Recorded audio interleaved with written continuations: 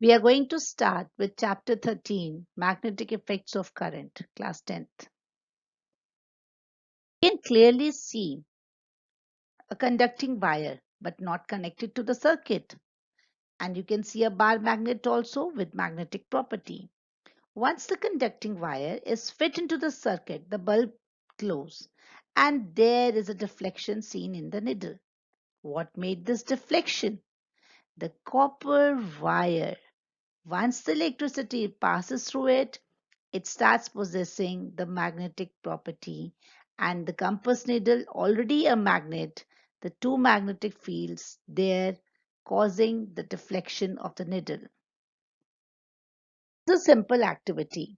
The very first activity, you have to take a conducting rod, the brown colored XY, and you have to pass it perpendicularly to the plane of the paper.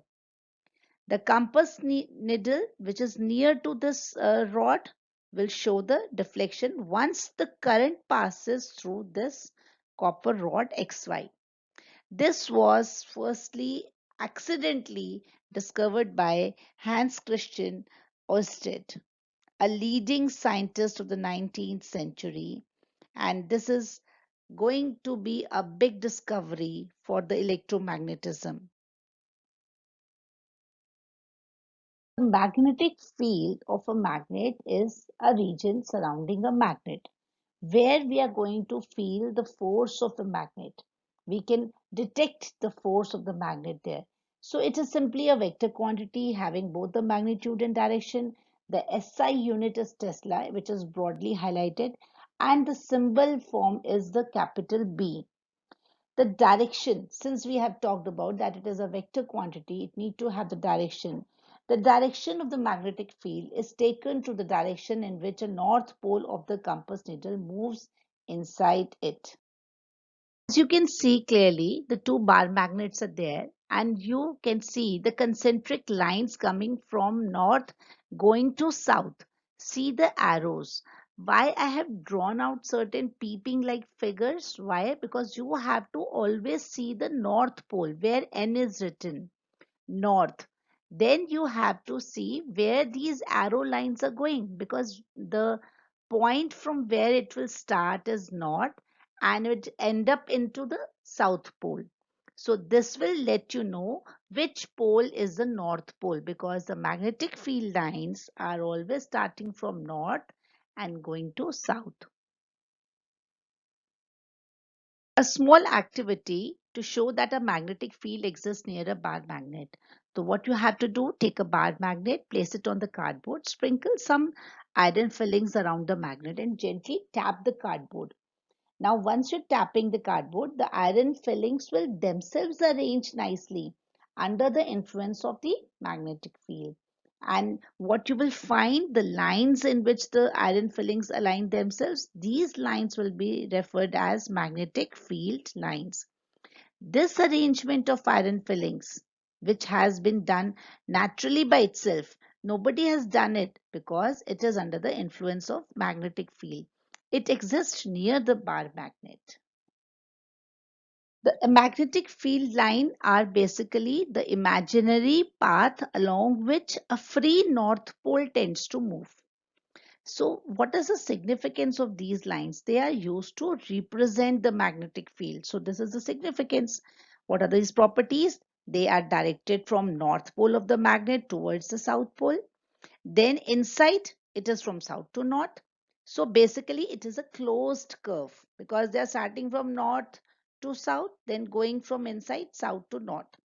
Now the two magnetic field lines that can never intersect with each other. Why? Because if they do, then it would mean that at the point of intersection where they're intersecting, there would be two directions of the magnetic field. When the compass will be showing the two directions, it is not possible. So two magnetic field lines can never intersect with each other. The degree of closeness of field lines will be decided. The more crowded the field lines will be, the stronger will be the magnetic field. Now, is it possible to draw the field lines of a magnet? Yes, with this activity, we can do so. What you have to do, just take a small compass and a bar magnet. Place the magnet on a sheet of white paper. fixed on a drawing board or a table, whichever way you are sitting. But please make sure that you are putting it in with an adhesive or a tape. You are taping its corners. Now mark the boundary of the magnet on that paper. Now place the compass near the north pole of the magnet. You will find the deflection. The south pole of the needle points towards the north pole of the magnet, and the north pole of the magnet is directed away from the north pole of the magnet, right? So mark the positions of the two ends of the needle. Now move the needle to a new position, and this way you can proceed on step by step till you reach the south pole. You have started from the north pole, now you have to go to the south pole. And once you are repeating this procedure, you will be able to draw lines as you can see in the next picture. The Oersted just came out with electromagnetism. He accidentally found it, but then it was later on a big discovery. Now, what this particular experiment is showing, he has just taken a small needle. You can see a magnetic needle just below that copper rod, the conducting rod. Any conductor you can take, and a circuit is placed on the right side. He observed that certain pattern was there. The direction of deflection of the needle was determined by snow rule. That is, S stands for south, N stands for north, and W stands for west. Snow. So it is just a mnemonic form of learning the thing, snow rule, where the needle got deflected towards the west direction. Now, what if we are reversing it? If the current of the wire is reversed, then it will go to east. But then there is no mnemonic form for the east rule, right? So it is only snow rule. Slide is again emphasizing on the snow rule. You have to see the first circuit. The switch is open. The current is not flowing. Once the circuit is closed, the switch is closed, the current starts flowing. The charges are flowing. Now, when the charges are flowing, the needle just below the wire, the conducting wire, got deflected. Where it got deflected? When the current was moving from south to north, the wire got reflected over. O stands for over, west. So this is basically the snow rule. Once the deflection current is reversed, the things will move to east, not west again. Activity where you can see easily a straight copper wire or two or three cells of 1.45 volt each, and take a plug key. Now connect all of them in series. When you are going to place a straight wire parallel to over a compass needle, that means the needle is just parallel to that conductor wire, then you will see the deflection of the north pole of the needle, right? So if the current is flowing from north to south, which is shown in figure A part, the first figure, the north pole of the compass needle would move towards the east. Now, if you are reversing the circuit connections, this would result in the change in the direction of the current through the copper wire. Now it will be from south to north, and now you will see the deflection towards the west side. That is the snow rule. Again, this is the application of the snow rule. This is a practical review of the thing. The right-hand thumb rule was devised by Maxwell, and it is also called Maxwell's corkscrew rule. It's a simple concept where you have to hold the wire which is carrying the current and let your thumb show the position, the movement in which the direction of current is happening. Now you have to curl down your finger. If it is moving up, you are curling the finger anti-clockwise, and if it is moving down, you are curling the fingers towards a clockwise direction, right? So you have to first of all keep it in mind that you have to take up your right hand first, put the thumb in the side of the direction of the flow of the current, and then curl your fingers. So it will give you the complete idea. Activity 13.5. You can see easily a battery is there, a variable resistance, a rheostat is there. A meter will show the current flowing through it, and a plug key. The connecting wires, you are going to have it, and a long, thick copper wire. Now, this long, thick copper wire, you can see I have highlighted as conductor over there. This is a word, right? We can highlight it with some other color also. Now you have to insert this thick wire through the center, normal to the plane of a rectangular cardboard. You can take a cardboard or you can pass it on through the table also, where it should be perpendicular to it. Now take care that the cardboard is fixed, so it is not moving, it is not deflected. Now what will happen? Now once the current starts flowing through it, you sprinkle some iron fillings uniformly on the cardboard, and once the current is passed, close the key, the current flows through the wire and the copper wire is intact over there. When you will tap the cardboard, again the fillings, the same way it happened earlier also, they will align themselves in concentric circles.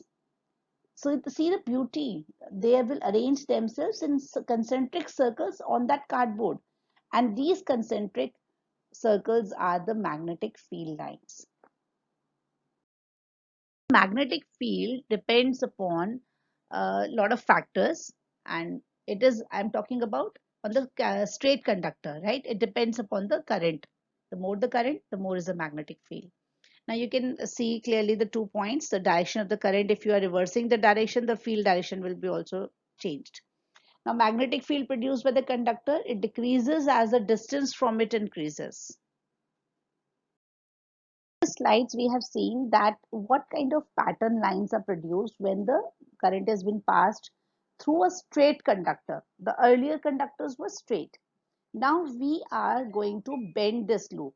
We are going to make it a circular loop. So what will the magnetic field lines look like? Yes. At every point of a current carrying circular loops, the concentric circles, they represent the magnetic field around it, and it would become larger and larger as we move away from the wire. And by the time you reach the center, that is a straight line I have drawn there, the arcs of these big circles would appear as straight lines. This particular experiment, take a rectangular cardboard like you are taking it in earlier cases also, but now this time you have to keep the two holes here, right? So why two holes? Because you have to insert a circular coil having large number of turns through them. And but again the rule is same, it should be normal to the plane of the cardboard. Now connect it in series with the battery and the key and the rheostat. You can see the figure there. And again sprinkle the iron fillings. This is a very common thing we are going to do every time you want to create the magnetic field line. Sprinkle this iron fillings, the powdered iron shavings, and then uniformly in the cardboard. Now once you open the plug the key, your current is flowing, you gently tap the cardboard, and again what will be emerging? The patterns will be seen at the center of the circular loop. It is again a repetition of the 15th slide. At the center of the circular loop, the circles appear like straight lines. So this is a point that you need to be noting it down somewhere. The magnetic field produced by current carrying straight wire depends inversely on the distance from it and directly on the current passing through it, which we have discussed in our slide 14, that is factors on which magnetic field produced depends upon. Physics with fun, because a lot of things are going on and we really need to understand what are the rules. Total 4 rules are there in this particular chapter, and we have tried to make it more easier and simpler to learn. So let's remember and let's recap our Jack and Jill poem again, but in a rule form. Jack and Jill took a wire thin with thumb holding eye upwards. Jack saw a cork and curled his finger, and Jill came with the right answer. Now, what is here? You have to note the wire, the conducting wire, the thumb that will be showing the position of the current flowing, I. I said with thumb holding I upwards. I means I have written it in the bracket form current. Jack saw cork. The cork will make you realize that it is also a corkscrew rule, because the same way the cork has been opened. Curled his finger, because this finger will, the curling of the finger will let you know the direction of the magnetic field, the clockwise or anti-clockwise. And Jill came with the right answer. Right answer, RHT, right hand thumb rule. The magnetic field lines of the magnetic field produced when the current is passed through a solenoid. You can see the circular coils here. Once the current has been passed, the same way that we have been doing it for the straight wire and for the circular loop, the same way if it is happening for the solenoid, then how it is going to behave? This solenoid starts behaving like a magnet. It has got north pole now, it has got south pole now, and again the same rule being applicable, that the lines will start from north pole and will end up into the south pole, right? So all these lines are uniform. Very importantly, inside the solenoid they will be parallel, so it is just as complete circular loops. And they are one of the biggest ways to make a electromagnet also. Now we are going to study what is an electromagnet, because it is one of the important features in all the industrial applications. It is a temporary magnet, so can be easily demagnetized whenever you wish to. It will become magnet, and whenever you don't want it, then it will be demagnetized easily. Its strength can be controlled as per our need. It is varied. We can increase the magnetization of the electromagnet, and we can decrease it also. And generally it is a strong magnet.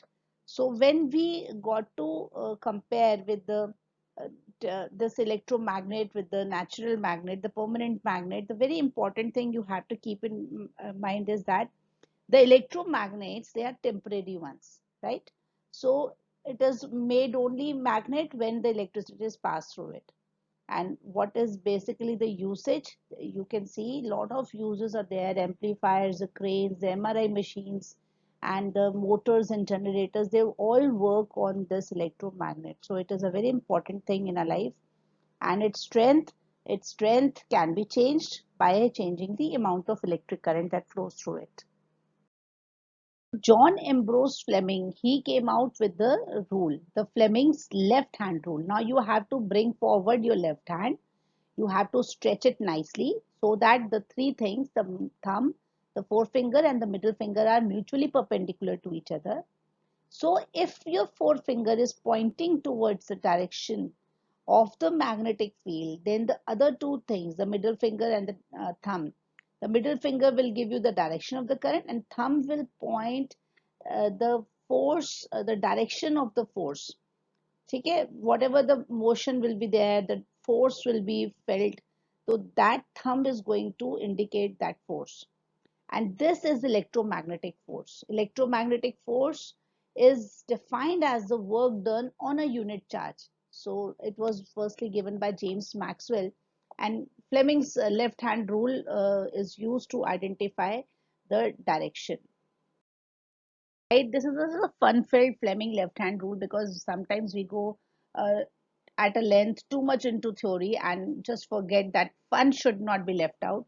So just adding to that fun and just adding to your general knowledge, you should know Mr. Fleming. The younger photograph of Mr. Fleming is there, and the older one is also there.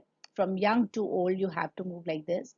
Let's learn the Fleming left hand rule this way. Fleming called FBI to check current in his left hand.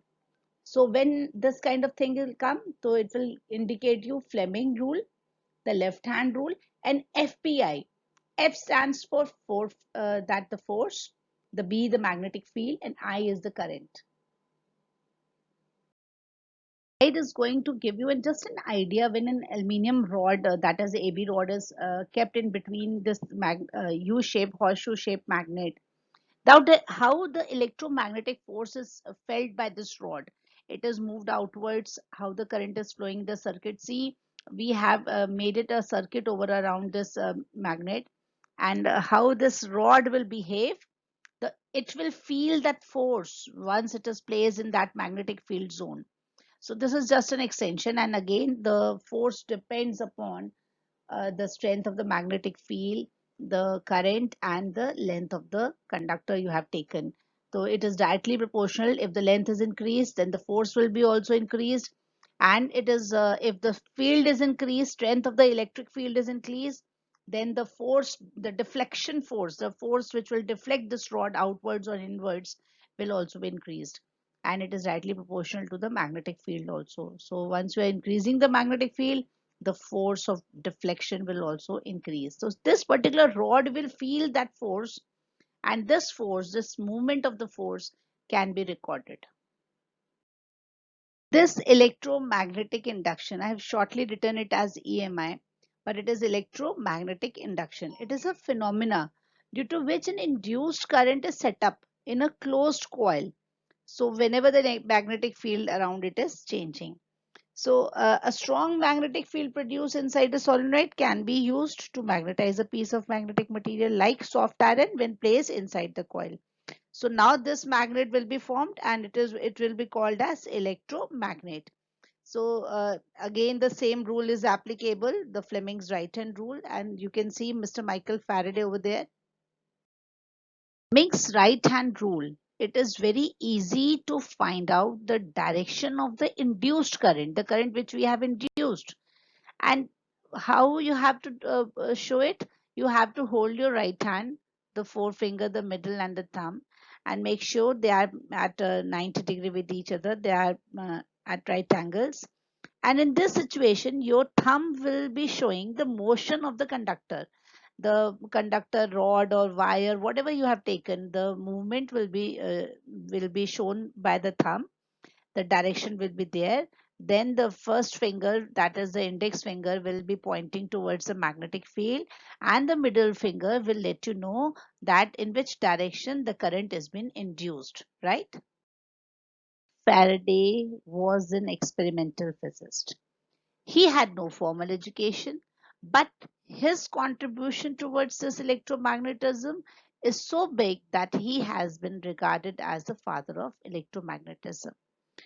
Under the Humphrey Davy's Royal Institute lab where he was working, and suddenly when Mr. Davy had an accident, Michael Faraday had to take up all the experiments.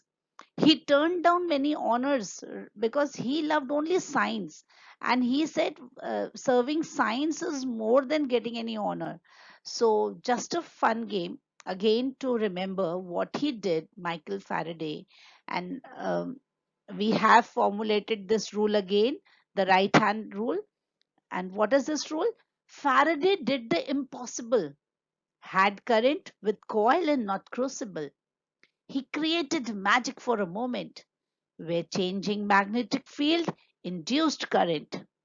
You write motherboard enter from thumb to two finger. Now this rule is clear and right. Like Fleming, be wise and bright. Electric motor is a rotating device that converts electrical energy to the mechanical energy. This is the function first of all. Then there's electrical motor is basically used as an important component in fans, refrigerators, the motors, the mixies, the machines, the computers, so many things where it has been used. Now, what actually it consists of? It consists of a rectangular coil, and then insulated copper wire. Coil is placed between the two magnets. So two magnets will be there, the north pole one side and the south pole on the other side. In between, you will find this coil. The ends of the coil where it has been finished, the ending point, they are connected to the two halves P and Q split rings. Now, what is this? ABCD coil getting into the split rings P and Q. The inner side of these halves are insulated and attached to the axle, which is going to be moving. The external side is connected to two brushes X and Y, right? The internal side axle is there, outer side the brushes are there. And this is how you will see in the next slide how it works, and how the current has been done, the work has been done by this particular motor. When it comes to the working of electric motor, the motor which is converting the electrical energy into the mechanical energy. So the basic principle is that magnetic effect of the electric current. So we are going to use the Fleming left hand rule here. The armature which is rotated in the magnetic field by supplying electric current to it by some external source to get the mechanical work done. Split ring is what you have to see. Split ring is used as a commutator to reverse the direction of flow of current and direction of force acting on the arms of the coil after every half of its rotation. So this makes the coil to continue rotate in the same direction. So you have to see the split rings.